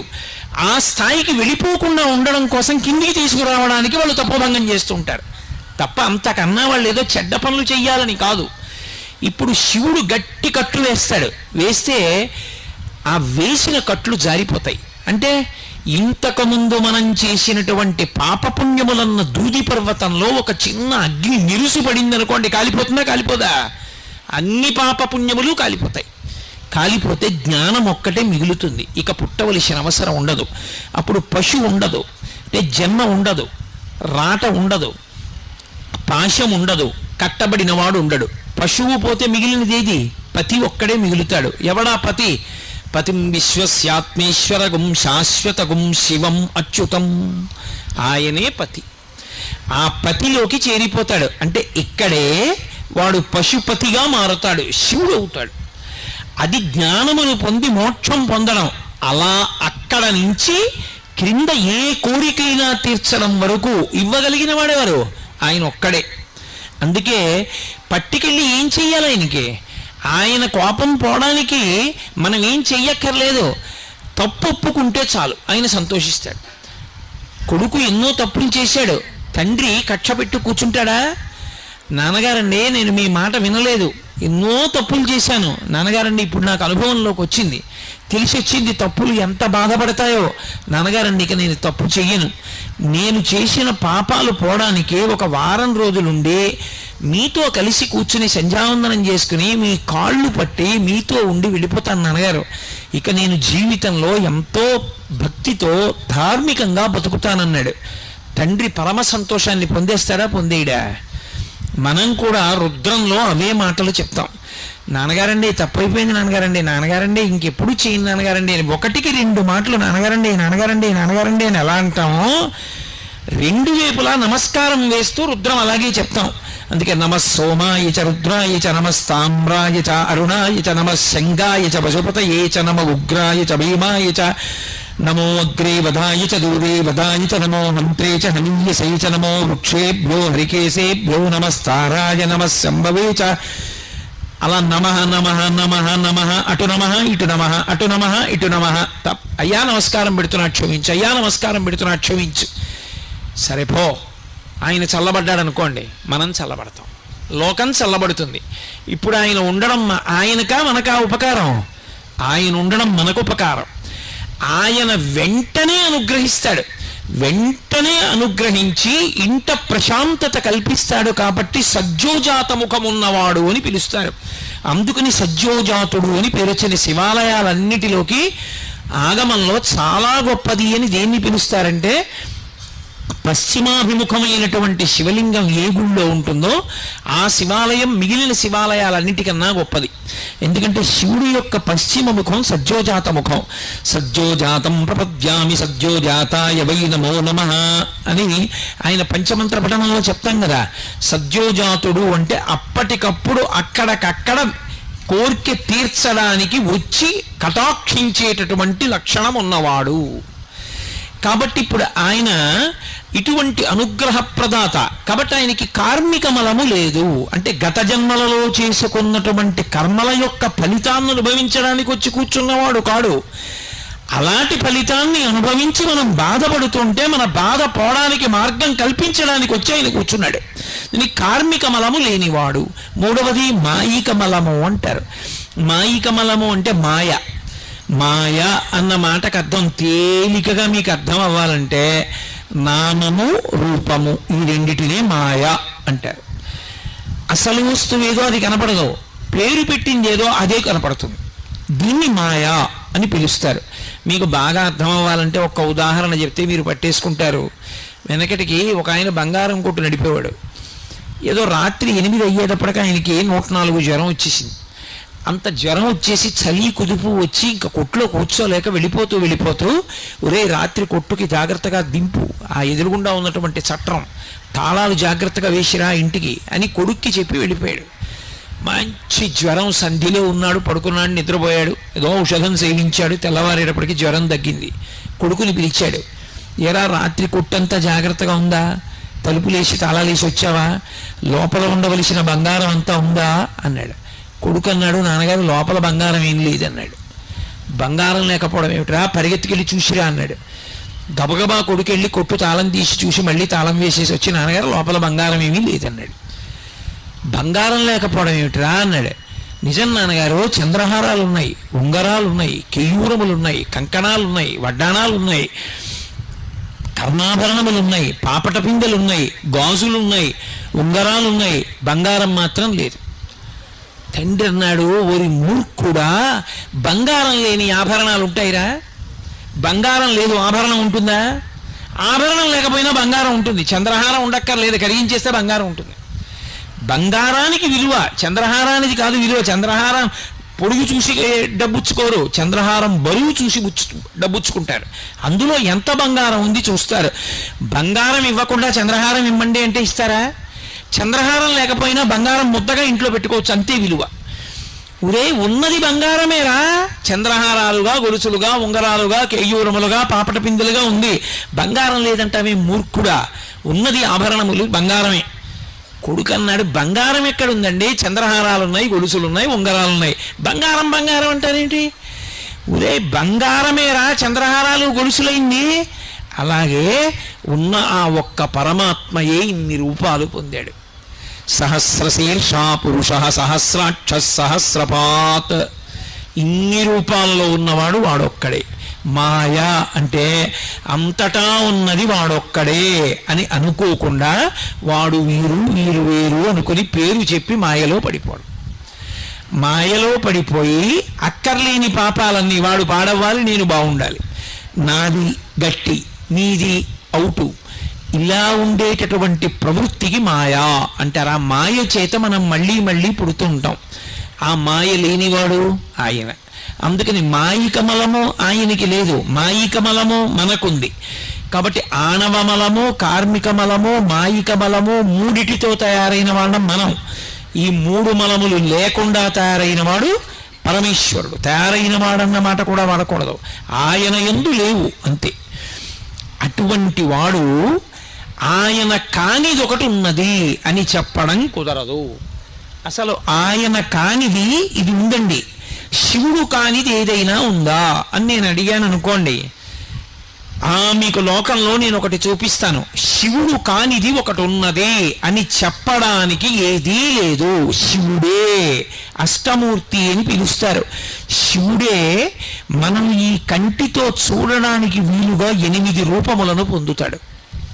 అయితే చిత్రం ఏంటంటే ఈ 8 రూపాలని కూడా పూర్తిగా పూజ చేయడం ఎవరికీ సాధ్యం కాదు. అందులో మొదటిది భూమి, రెండవది నీరు, మూడవది నిప్పు, నాలుగవది వాయువు, ఐదవది ఆకాశం, ఆరవది సూర్యుడు, ఏడవది చంద్రుడు, ఎనిమిదవది జీవుడు. నేననుకుంటుంటానే జీవుడు, ఆ జీవుడు ఎనిమిదవది. ఈ 8 శివుని యొక్క మూర్తులు, అందుకే అష్టమూర్తులు అని పిలుస్తారు. భూరంభం శనలో నిరోంబర మహార్నాథో హిమాంసు పుమాన్ ఇత్యాభాతి చరాచరాత్మకమిదం యస్యైవమూర్త్యష్టకం నాణ్యత్కించన విద్యతే విమృశతాం యస్మాత్ పరస్మాద్ విభో తస్మై శ్రీ గురుమూర్తయే నమ ఇదం శ్రీ దక్షిణామూర్తయే అంటారు శంకర భగవత్పాదులు దక్షిణామూర్తి స్తోత్రంలో. ఈ 8గా ఉంటాడు. ఇప్పుడు నాకు ఒకటి చెప్పండి, ఈ 8 కానిది ఒకటి ఏమైనా ఉందా లోకంలో? ఉండదు. 8 ఉంటాయి. పృథివీ భూమి శివస్వరూపం. ఇప్పుడు నాకు చెప్పండి, అసలు మనం అనుభవిస్తున్నటువంటి సుఖమన్న మాట ఏది ఉన్నా శివుని యొక్క ఉచ్ఛిష్టమే. శివుని వలననే సుఖం ఉన్నది. ఈ భూమి లేదు, ఎక్కడ నిలబడతావు? ఈ భూమి లేదు, పంట ఎక్కడి నుంచి వస్తుంది? ఈ భూమి లేదు, ఇల్లు ఎక్కడ కడతావు? ఈ భూమి లేదు, భూమిలోంచి బొగ్గు రాకపోతే, భూమిలోంచి పెట్రోల్ రాకపోతే, భూమిలోంచి ఇనుము రాకపోతే కారు ఎక్కడి నుంచి తయారు చేస్తావు? విద్యుత్ శక్తి ఎలా తయారు చేస్తావు? నీరు లేదు, ఏం తాగి బతుకుతావు? పంట పండకపోతే ఏం తిని ఈ జీవరాశులన్నీ జీవిస్తాయి? గాలి లేదు, అసలు ప్రపంచం ఎలా నిలబడుతుంది? నిలబడదు. అగ్ని లేదు, ఎలా బ్రతుకుతుంది ఈ ప్రపంచం? ఉండదు. పృథివీ ఆపస్తేజోవాయు ఆకాశములు ఆయనే. ఆకాశముగా అంతటా నిండిపోయినవాడు వ్యోమవత్యప్తదేహాయ దక్షిణామూర్తయే నమః. ఆకాశమై నిండిపోయినవాడు ఆయనే. సూర్యుడిగా ఉన్నవాడు ఆయనే. సూర్యుడుగా ఆయన లేడనుకోండి, అసలు లోకానికి ఆరోగ్యం ఎక్కడుంటుంది? ఆరోగ్యం భాస్కరాదిచ్చేత్. సూర్యకిరణముల యొక్క స్పర్శ వలన రోగకారకములైనటువంటి జీవులు చనిపోతాయి. సూర్య కిరణములు పడితే చాలు ఆరోగ్యం లభిస్తుంది. అందుకే పూర్వం కేవలముగా సూర్యకిరణములు పడినటువంటి పదార్థములను కొన్నింటిని తినేవారు. ఆ పదార్థములు తినకుండా ఉండేవారు కాదు, రేగుడియాలని పెట్టేవారు ప్రత్యేకం. అవేమి ఆ నూనెలోనో ఎందులోనో వేయించరు. రేగుపళ్ళు తీసుకొచ్చి సూర్యకిరణాల్లో పెడతారు, గట్టి పడతాయి. ఆ రేగు ఒడియాలు దాచుకుని ఆ ఒడియని తినేవారు. అసలు ఈ గడ్డంతా రేగు చెట్లతో కూడుకున్నటువంటిది. ఆ రేగు పండు తింటే సూక్ష్మక్రిములు నశిస్తాయి, అది ఆరోగ్యకారకం. అలాగే అప్పడం ఒత్తి సూర్యకిరణాలకు ఎదురుగుండా తీసుకొచ్చి పెడతారు. పెడితే సూర్యకిరణముల చేత అప్పడం ఎండుతుంది. ఆ ఎండిన అప్పడాన్ని తీసుకెళ్లి డబ్బాలో పెట్టి ఉంచుతారు. ఎన్ని నెలలు ఉంటుంది? పాడవదు. సూర్యకిరణములు తగిలితే సూక్ష్మక్రిములు పోయి నిలవ ఉండే శక్తి వస్తుంది. సూర్యకిరణములే ఆరోగ్యములకంతటికీ కూడా కారణము. అటువంటి సూర్యబింబంగా ఉండేటటువంటి వాడు పరమశివుడు. ఏది? ఆయన వంక చూస్తూ ఓ రోజు పొద్దున్నుంచి సాయంకాలం వరకు పూజ చేయి, సాధ్యమా? అసలు పువ్వు నువ్వు విసిరింది ఆయన మీద పడుతుందా? నువ్వు వేసిన నీళ్లు ఆయన మీద పడతాయా? చెయ్యలేవు. పృథివీకి అంతటికీ పూజ, ఈ భూమండలానికి అంతటికీ పూజ చేయగలవా? చెయ్యలేవు. ఉన్న నీటికి అంతటికీ పూజ చెయ్యలేవు. గాలికంతటికీ పూజ చెయ్యలేవు. ఆకాశానికి అంతటికీ పూజ చెయ్యలేవు. అగ్నికంతటికీ పూజ చెయ్యలేవు. చంద్రబింబానికి పూజ చెయ్యలేవు. జీవుడికి పూజ చెయ్యలేవు. నేనంటున్నావే, ఆ నేనన్నది ఎక్కడుందని దానికి పూజ చేస్తావు? చెయ్యలేవు. మరిప్పుడు ఆ 8 శివుడైతే అసలు ఆయనకి పూజలా? చెయ్యలేం. కాబట్టే ఈ 8ంటికి ప్రతినిధులుగా మళ్ళీ 8 లింగాలుగా వచ్చాడు ఆయన. అందుకే కంచిలో పృథివీలింగం, కాంచీపురంలో ఏకాంబరేశ్వరుడు ఈ పృథివికంతటికీ సంకేతం. పృథివీ పట్ల మనం అనేకమైనటువంటి దోషాలు చేస్తాం. పృథివీ సూక్తం అని అందులో చెప్తారు. యన్మృత్తికాధననే పాపం. భూమి మీద గట్టిగా తాళనం చేయకూడదు. నడిచి వెడుతున్నాడు అనుకోండి, చప్పుడు అవ్వకూడదు. చప్పుడైందనుకోండి, భూమిని తాడనం చేసిన దోషం వస్తుంది. నిష్కారణంగా భూమిని తవ్వకూడదు. కారణం లేకుండా పుల్ల మొక్కెట్టి, గోళ్ళెట్టి, వేళ్ళెట్టి, కాళ్ళెట్టి మట్టి తవ్వాడనుకోండి, దోషం వస్తుంది. మృత్తికని నిష్కారణంగా కొట్టకూడదు. మృత్తిక మీద ఎక్కడ పడితే అక్కడ మలమూత్ర విసర్జన చేయకూడదు. ఈ దోషములు పోవాలంటే పృథివీలింగానికి పూజ చెయ్యాలి, ఆయన్ని దర్శనం చేసి నమస్కరించాలి. కంచిలో పృథివీలింగమై ఉన్నాడు. మట్టి దేనికి కరిగిపోతుంది? నీటికి కరిగిపోతుంది. మట్టి మీద నీళ్లు పోసామనుకోండి కరిగిపోతుంది. మరి పృథివీలింగం అయితే దాని మీద అభిషేకం ఎలా? నీళ్లతో ఎలా అభిషేకం చేస్తారు? అందుకే కంచిలో పృథివీలింగానికి నీళ్లతో అభిషేకం చేయరు, మల్లె నూనెతో అభిషేకం చేస్తారు. ఒక్క మల్లె నూనె పోస్తారంతే ఏకాంబరేశ్వర లింగం మీద. మీరు ఇప్పటికీ కంచి వెడితే పక్షి గూడులా ఉంటుంది. దేంతో అభిషేకం చేస్తారండి అని అడిగారు అనుకోండి, అక్కడికి గంగాజలాలు అవి పట్టుకెడితే చేయరు, ఒక్క మల్లె నూనెతో అభిషేకం చేస్తారు. జలములు, ఈ నీరంతా కలిపి జంబుకేశ్వరంలో ఉంది శివలింగం, జలలింగం అంటారు. ఆ శివలింగం దగ్గర నీరు ఊరుతూ ఉంటుంది, కానీ ఎవరి మీద చల్లరా నీటిని తోడేసి పక్కన పోసేస్తుంటారు.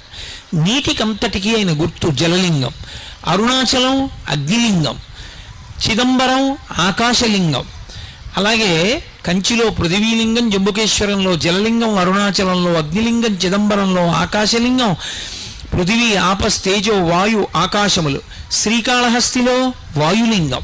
అందుకే ఇప్పటికీ ఈ భూమి మీద ఉన్న గాలి అంతా నేనే అని చెప్పడం కోసమని కాళహస్తీశ్వర లింగానికి ఎదురుగుండా పెద్ద ప్రమిదలో 2 ఒత్తులు వెలుగుతూ ఉంటాయి. మిగిలినటువంటి దీపాలన్నీ అలా నిలబడి ఉంటాయి. ఈ ఒక్క 2 ఒత్తులు శివలింగానికి ఎదురుగుండా ఉంటాయి. గాలి అంతా ఏది అంటే ఆయన ఉచ్ఛ్వాస నిశ్వాసలు, ఆయన విడిచిపెట్టి పీల్చే గాలి ప్రపంచమంతా ఉంటుంది. గాలి నేనేను సుమా అని చెప్పడానికే శ్రీకాళహస్తిలో శివలింగం ఎదురుగుండా ఉన్నటువంటి ప్రమిదలో ఉన్న 2 ఒత్తులలో వెలుగుతున్న దీపాలు ఎప్పుడు కదులుతుంటాయి ఇలా. ఒకానొకప్పుడు బ్రిటిష్ వాళ్ళు ఈ దేశాన్ని పరిపాలించినప్పుడు ఇదంతా ఉట్టి తప్పు మాట, ఎక్కడి నుంచో గాలి వస్తోంది, కదులుతున్నాయి ఆ ఒత్తులు. తలుపులన్నీ వేసేసారనుకోండి, ఆక్సిజన్ అయిపోయింది అనుకోండి, దీపం నిధనం అయిపోతుంది. ఏదో చిన్న ఒత్తి వేసి ఓ గాజు ఇది అడ్డు పెట్టి దానికి పైన చిన్న జాగా ఉంటుంది, దాని మీద మూత పెట్టేశారనుకోండి, లోపల ఉన్న ఆక్సిజన్ అయిపోతే దీపం నిధనం అయిపోతుంది, ఆరిపోతుంది. శ్రీకాళహస్తిలో అలా జరుగుతుంది అని ఏం చేశారంటే బ్రిటిష్ వాళ్ళు తలుపులన్నీ వేసేశారు. మేము చూస్తాం ఎందుకు ఆరిపోవో దీపాలని. అన్ని దీపాలు ఆరిపోయాయి. కాళహస్తీశ్వరుడు ఎదురుగుండా ఉన్న 2 దీపాలు మాత్రం ఆక్సిజన్ లోపల అయిపోయినా కూడా ఆ 2 జ్యోతులు మాత్రం అలా కదులుతూ వెలుగుతూనే ఉన్నాయి. ఈ దేశానికి సంబంధించని వాళ్ళు, ఈ మతానికి సంబంధించని వాళ్ళు, పశ్చిమ దేశాల నుంచి వచ్చిన వాళ్ళు 2 చేతులు ఎత్తి నమస్కారం చేశారు, ఇది ఈ దేశం యొక్క గొప్పతనం అని. కాబట్టి వాయువు కాళహస్తీశ్వరలింగం అయి ఉన్నాడు. అలాగే సూర్యుడికి చెయ్యలేం కాబట్టి సూర్యలింగంగా కోణార్కలో శివలింగం ఉంది. అలాగే చంద్రుడికి పూజ చేయలేం కాబట్టి చంద్రలింగంగా ఒరిస్సాలో సీతాకుండంలో వెలిశాడు. యజమాని నేను నేను నేను అన్న భావనకి పూజ చెయ్యలేం కాబట్టి కాఠ్మండు నేపాల్ యజమానలింగం అయ్యాడు పశుపతినాథ్. కాబట్టి ఈ నేను ఆ నేనులో కలిసిపోయి అఖండమైపోవాలి, అందుకే పశుపతినాథ్ అయ్యాడు. ఇప్పుడు ఈ 8 మూర్తులు ఆయనే, 8 మూర్తులు ఆయనై 8 లింగములుగా మారాడు. ఆయన కానిది, ఆయన వలన పొందని సుఖము ఈ లోకంలో ఏముంది నాకు చెప్పండి. అందుకే కృతజ్ఞతతో భయంకరమైనటువంటి పాపం చేయించాలి వీడితో అనుకుంటే 2 శాపాలు ఇస్తారు. ఒకటి, నీ ఇంట జిల్లేడు చెట్టు పుట్టుగాక, నీ జీవితమునందు నీకు శివభక్తి లేకుండుగాక అని శపిస్తారు. ఇంట్లో జిల్లేడు చెట్టు పుట్టిందనుకోండి ఐశ్వర్యం పోతుంది. అందుకే ఇంట్లో జిల్లేడు చెట్టు పుడితే వెంటనే జిల్లేడు చెట్టు తీసేస్తారు. ఇంటి ప్రహారీ గోడ బయట ఉండాలి తప్ప ఇంట్లో జిల్లేడు చెట్టు ఉండకూడదు. 2, శివభక్తి నీకు కలగకుండుగాక. వాడికి శివభక్తి లేకుండా పోయిందనుకోండి వాడంత కృతజ్ఞుడు ఇంకొకడు ఉండడు. రౌరవాది నరకాలకు పోతాడు, కొన్ని కోట్ల జన్మలు తిరియక్కుగా పోతాడు. అందుకే అవతల వాడిని ఉద్ధరించాలనుకున్నారనుకోండి నీకు శివభక్తి కలుగుగాక అని ఆశీర్వచనం చేస్తారు. అంత గొప్పది శివభక్తి. ఆయన అశుతోషుడు, అన్నీ ఆయన ఉంటే ఆయనకి మనం ఏమివ్వాలి? ఆయనకి మనం ఇవ్వడానికి ఏముండదు. అందుకే శివుడికి ఒక్కడికే ఒక పేరుంది, ఆయనకి అశుతోషుడు అని ఒక పేరు. అశుతోషుడు అంటే ఎంత చిన్నదని మీరు అంటారో అంత చిన్నదానికి అంత పెద్ద పొంగగలిగిన వాడు, అంత పొంగిపోతాడు. అంత పొంగిపోయే లక్షణం అంత చిన్నదానికి ఉన్నవాడెవరో ఆయనని అశుతోషుడు అంటారు. ఆయనకి పట్టికెళ్ళి ఇది ఇస్తే సంతోషిస్తాడని ఏం లేదు. అందుకే సజ్జోజాతుడు. మీరు ఎక్కడ నిలబడి మనసులో ఆయన్ని తలుచుకొని సంతోషించారనుకోండి, ఒక నమస్కారం చేశారనుకోండి, పొంగిపోతాడంతే. ఉబ్బులింగడు అంటే వెళ్ళి పొగిడితే పొంగిపోతాడు కాదు, అది తప్పు. అలా అనకూడదు. ఉబ్బులింగడు అసతోషుడు అన్న మాటకు అర్థం ఏంటంటే, భక్తి కలిగిన వాడు ఏం చేశాడని అడగడు, భక్తి అంటూ ఉంటే చాలు. శ్రీశైలేషు భజింతునో యభవు కంచీనాథు సేవింతునో కాశీవల్లభు కల్వబోధున మహాకాళేషు సేవింతునో నా శీలం అణువైన మేరువడుచున్ రక్షింపవే నీ కృపా శ్రీ శృంగార విలాసహాసములచే శ్రీకాళహస్తీశ్వర. ఏమీ చెయ్యలేదు శివ, నన్ను కాపాడు అని అడిగితే చాలు, గుర్తుపెట్టుకుంటాడు. అందుకే శ్రీకాళహస్తిలో పశ్చిమాభిముఖుడై ఉంటాడు. పశ్చిమం దేనికి గుర్తు? సూర్యాస్తమయానికి గుర్తు. సూర్యాస్తమయం అంటే అయిపోయింది, పొద్దు వాలిపోయింది. దీపం ఉండగా ఇల్లు చక్కబెట్టుకో అంటారు. పెద్ద దీపం సూర్యుడు. సూర్యుడు పశ్చిమానికి ఒరిగిపోయి సూర్యాస్తమయం అయిపోయిందంటే అయిపోయింది. జీవితం అయిపోయింది అనడానికి గుర్తు ఏమిటంటే సూర్యాస్తమయం. అటువంటప్పుడు ఆఖరి ఊపిరిలో నీ ఊపిరిని నేను భగవన్నామంగా మార్చి నీ చేత భగవన్నామం చెప్పించి నువ్వు భగవన్నామం చెప్తూ వెళ్ళిపోయావన్న పుణ్యంతో నిన్ను నాలో కలుపుకుంటానని అభయం ఇస్తాడు ఆయన. అందుకు పశ్చిమాభిముఖుడు అవుతాడు. అక్కడ శ్రీకాళహస్తి వెళ్ళి నమస్కారం పెట్టాడు అనుకోండి, గుర్తుపెట్టుకుంటాడు. వీడిని నేను గుర్తుపెట్టుకోవాలని వాడి ఆఖరి ఊపిరిలో భగవన్నామం చెప్పిస్తాడు. చెప్పించి తనలో కలుపుకుంటాడు. అసుతోషుడు.